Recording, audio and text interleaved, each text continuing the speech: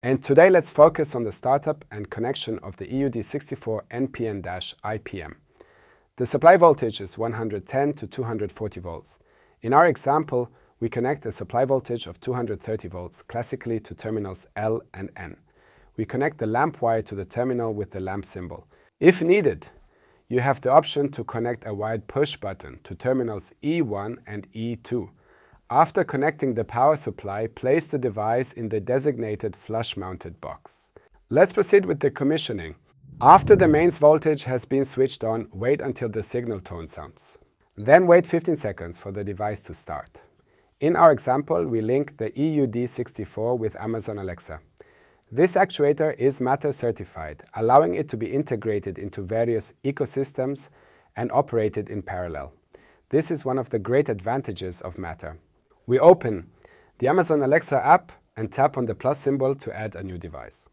Once the device is detected, the Alexa app guides you through the remaining steps.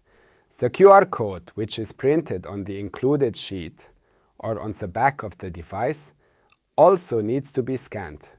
Once you have successfully added the device, you can start it via smartphone or voice control. As mentioned earlier, the EUD64 can be operated in parallel across different ecosystems. This feature is called multi-admin. But how does the product go from there to another fabric?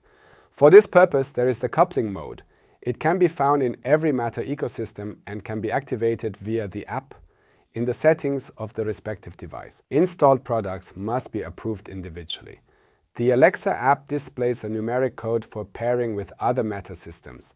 This code is entered into the other Matter system. And after adding, it responds in the new Matter system, just like devices that were added there from the start. The range of functions can be expanded with the EnOcean radio adapter EOA64. But more on that in another video. And now I wish you a lot of fun in the Matter world. If you have any questions, feel free to leave a like, feel free to leave a comment. See you next time. Bye.